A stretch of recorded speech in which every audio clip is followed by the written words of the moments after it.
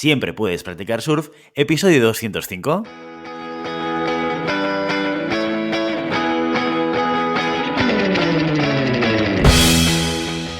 Bienvenido y bienvenida a Siempre puedes practicar surf, el podcast diario sobre recursos humanos. Este podcast está pensado para profesionales de recursos humanos, gerentes o jefes de equipo y podrás encontrar técnicas, consejos, ideas, conceptos y noticias sobre la gestión de personas. Eso sí, con un enfoque práctico y aplicable. Hoy episodio 205 del jueves 7 de abril de 2022, programa dedicado al monográfico del mes en el que explicamos de forma muy concreta y concisa conceptos relacionados con recursos humanos. Pero antes dejadme que os recuerde que podéis encontrar más contenido en nuestro blog e información sobre nuestros servicios en nuestra web, en globalhumancon.com. Desde allí os podréis apuntar a nuestra newsletter para no perderos nuestros webinars, streamings y todo el contenido y actividades que organizamos desde la consultoría Global Human Consultants.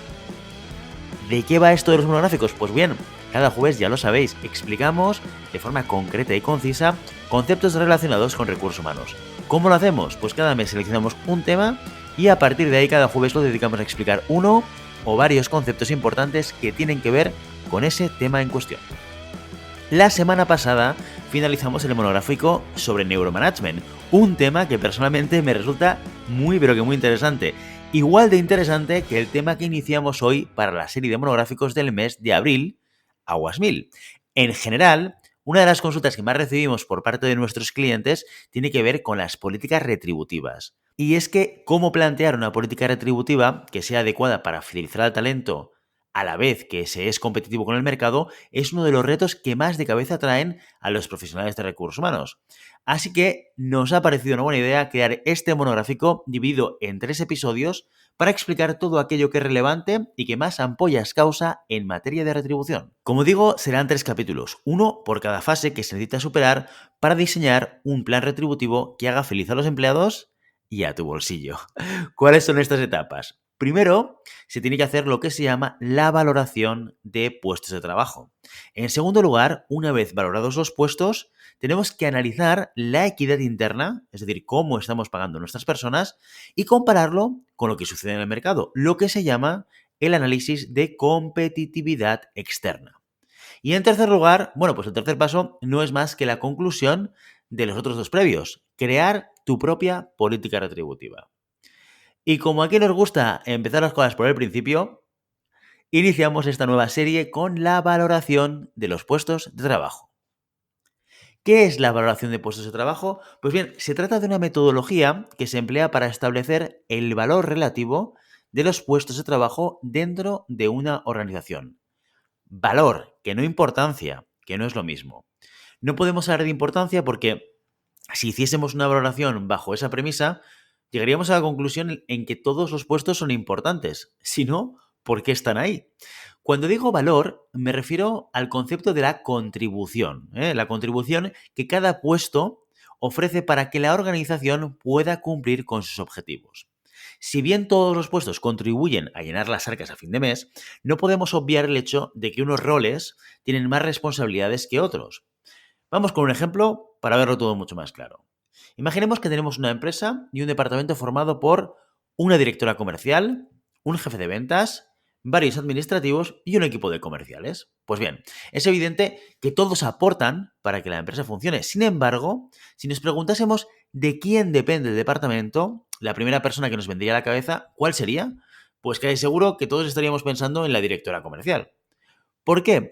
Pues porque es la persona encargada de tomar las decisiones, de asignar los presupuestos, de alinear a todo el equipo en la misma dirección, de asegurarse de que todos trabajan siguiendo las normas de la organización, etcétera, etcétera, etcétera. ¿Se podría llegar a los objetivos si los comerciales no cerraran acuerdos? Por supuesto que no, pero la persona encargada de que los comerciales puedan hacer su trabajo es precisamente la directora. Si ella no hace bien su trabajo, todo lo demás probablemente no funcione. Por lo tanto, es correcto asumir que su contribución es mayor, que no más importante, sino más valiosa para el interés de la organización, para conseguir sus objetivos. Bien, una vez aclarado el concepto y diferenciada la contribución de la importancia, lo siguiente es preguntarse, ¿y esto para qué sirve? ¿Para qué quiero calcular la contribución de un puesto de trabajo? Pues la verdad es que tiene muchas utilidades, sirve para muchas cosas. Por ejemplo, sirve para mejorar las conversaciones con los managers. Una vez tienes claro en qué se valora o cómo contribuye cada puesto de trabajo, hay conversaciones que son mucho más ordenadas y mucho más estructuradas. También sirve para organizar los departamentos porque te permite de alguna manera ver cómo se interrelacionan entre ellos y qué contribución pueden tener. Y por último, también pueden ser de utilidad para realizar las evaluaciones del personal, las famosas evaluaciones del desempeño. Pero sobre todo, se utiliza para lo que hemos venido hablando aquí, para diseñar tu política retributiva. Esta valoración de puestos de trabajo nos ayudará a agrupar los diferentes puestos de una organización en una matriz en función de dos variables. Por un lado, la contribución y por otro lado, el área en el que están. Lo que llamamos el mapa de puestos de trabajo. Es decir, que si tenemos un área de contabilidad, una de marketing y otra, no sé, pues de logística, por ejemplo, nos aseguramos de que todos los puestos que compartan el mismo tipo de responsabilidades, por lo tanto, el mismo tipo de contribución, van a estar dentro de la misma banda salarial. Ojo, cuidado, que estoy hablando siempre dentro de la empresa, dentro de la misma empresa. Porque no es lo mismo un director de marketing en una empresa de gran consumo que un director de marketing en una empresa dedicada a vender maquinaria industrial. Pese a que las funciones son las mismas, probablemente también las tareas en la operativa, posiblemente la misma posición en una empresa de gran consumo tenga más peso que en una empresa de maquinaria industrial. Por lo tanto, la contribución será diferente. Mismo puesto, misma responsabilidad en dos sectores y dos contextos completamente diferentes, están aportando un valor diferente a los objetivos de la empresa y por lo tanto tienen una contribución diferente. Con esto quiero decir que la misma responsabilidad en dos empresas diferentes no tiene por qué pagarse de la misma manera. ¿De acuerdo? Bien, esto de las valoraciones, ¿cómo se hace? ¿Cómo podemos saber qué puesto contribuye más que el otro? Porque podríamos pensar que esto es algo como muy subjetivo, ¿no? Y que dependerá del punto de vista de quien esté analizando el puesto de trabajo. Lo cierto es que podría ser así, pero precisamente para que eso no pase, existen varias metodologías que se utilizan para conseguir un resultado más objetivo. Hay 4 métodos básicos y universales para valorar la contribución global de un puesto de trabajo. El objetivo de todos ellos es el mismo, homogeneizar los criterios de valoración para que cualquier persona, tú, yo o el vecino, a la hora de analizarlos, estemos lo más de acuerdo posible. Hay una regla básica en todos y cada uno de los métodos de valoración y es que cuando vayamos a revisar el puesto, debemos pensar en el puesto en sí y no en la persona que lo ocupa. Sí, y esto seguramente es de lo más complicado. De hecho, puede que sea una de las partes más complicadas de este proceso, especialmente si nos vamos a poner a valorar puestos ocupados desde hace mucho tiempo. Como consejo, puedes pensar en los puestos como si no fueran los de tu empresa, como si alguien viniera y te enseñara una lista de posiciones de puestos de trabajo ocupados por personas que no conoces. Esto, créeme, facilita mucho el trabajo. Bien, dicho esto, estos 4 métodos que te digo son los siguientes. El método de jerarquización, el método de graduación, el método de puntuación por factores y finalmente el método de comparación de factores. No te los he listado así por casualidad. Lo he hecho según su complejidad, empezando desde el más sencillo y endeble hasta el más complejo y robusto, pensado especialmente para las empresas más grandes y con mayor número de puestos de trabajo. Veamos cada uno de estos métodos. El método de jerarquización es el más fácil de implementar y usar. También es el que menos variables utiliza y el que menos exacto es de los 4. Se trata, tal y como el nombre indica, de jerarquizar, de ordenar los puestos de trabajo entendiéndolos como una unidad. Como una muñeca Katiuska, para entendernos, desde la posición más grande, entre comillas, e ir listando las más pequeñas que irían una dentro de la otra. Es sencillo de implementar, pero vamos a tener que pensar igual en qué puesto contribuye más al negocio. Para facilitar esta tarea se utiliza un sistema de votación, algo así como un referéndum para ver cómo se ordenan los puestos. No es algo que se haga a dedo especialmente. A este equipo, al que hace el referéndum, el sistema de votación, se le llama comité de valoración, en el que cada persona por separado valora los puestos de trabajo según su criterio, los ordena, los jerarquiza y luego se comparan los resultados de todos, analizando las coincidencias y debatiendo las discrepancias, hasta establecer un orden final. No deja de ser un sistema ligeramente subjetivo, pero el hecho de que requiera la participación activa de un equipo y se haga en consenso lo hace más transparente y democrático.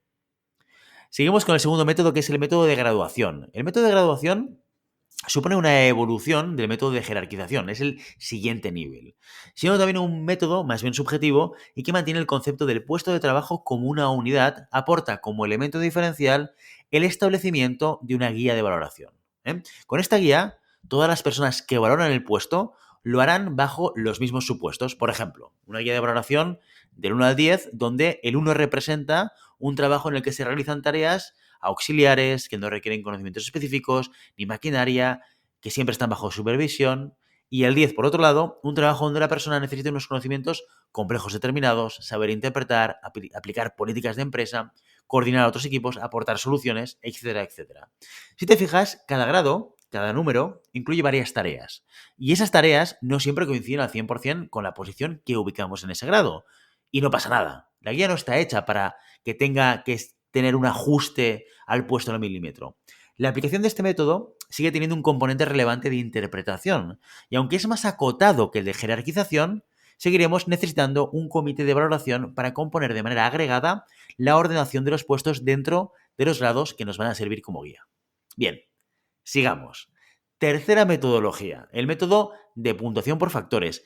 Este es el método y la metodología más utilizada. Seguramente si tú eres un o una profesional de los recursos humanos, la habrás utilizado alguna vez. En sus orígenes, este método fue diseñado por Merrill Herlot para usar en su propia empresa.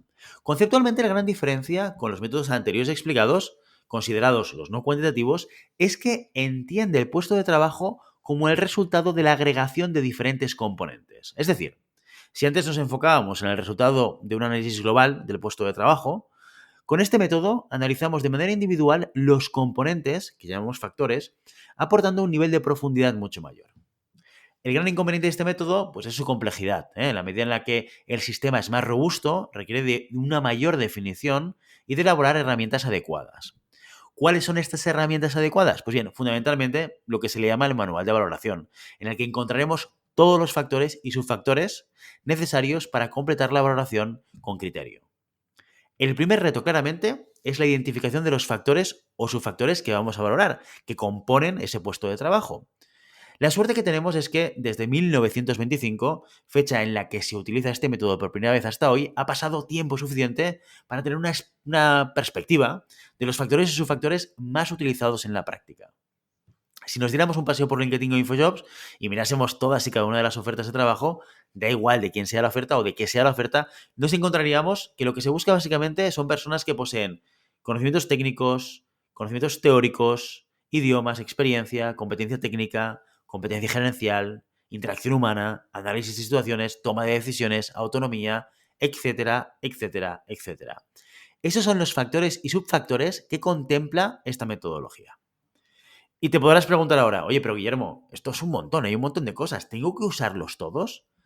Y yo te respondo que claro que no. De hecho, no es recomendable usarlos todos, ya que a medida que añadimos variables, incrementamos la complejidad del diseño y de la aplicación, creando un amasijo de factores que es al final imposible de evaluar. La norma es clara. Keep it simple, hay que hacerlo sencillo. Utiliza lo que consideres que es más representativo y no te compliques más de lo necesario.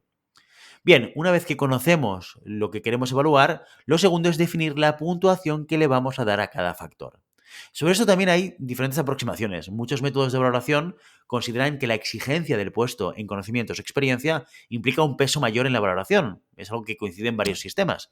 Por último, el tercer reto es el de definir cada factor y desarrollar la escala de graduación necesaria para cada uno de ellos.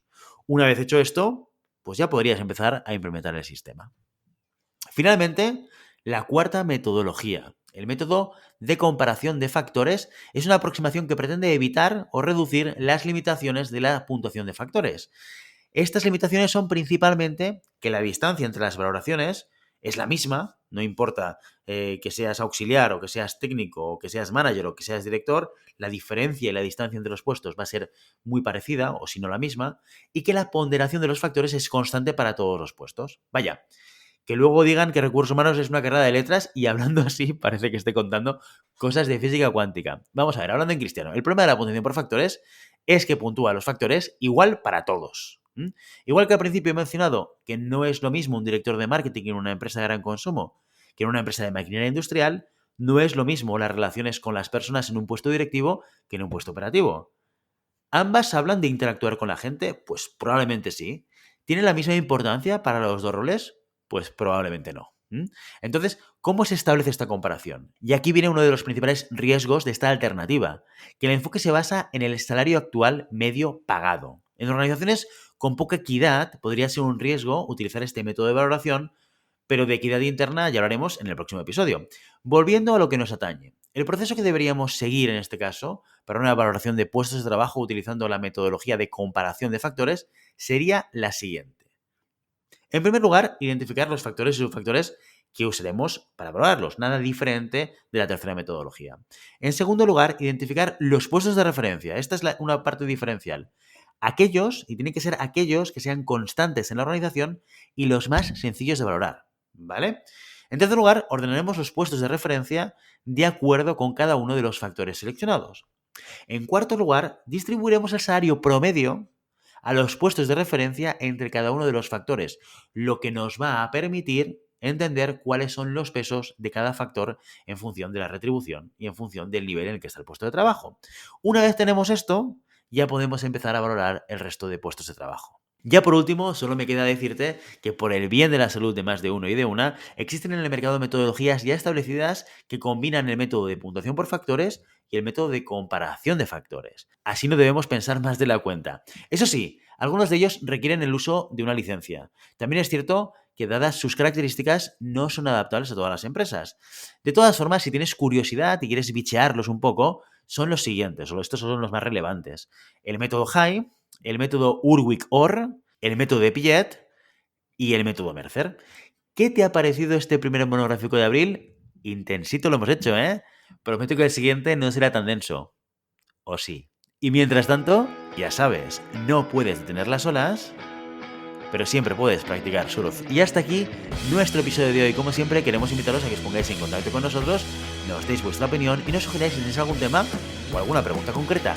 Lo podéis hacer a través de la página de contacto en globalhumancom.com/contáctanos o a través de las redes sociales. Estamos en Facebook, en Instagram, en Twitter y en LinkedIn. Y si el contenido de este podcast te gusta, no te olvides suscribirte, darnos 5 estrellas en iTunes y me gusta tanto en iVoox como en Spotify. Igualmente recuerda que puedes encontrar más contenidos, noticias y recursos en nuestra web, en globalhumancon.com. Muchas gracias por todo, por tu tiempo, por tu atención y por tu interés en estos temas sobre gestión de personas. Nos escuchamos mañana viernes con el programa sobre preguntas y respuestas. Hasta entonces, feliz día.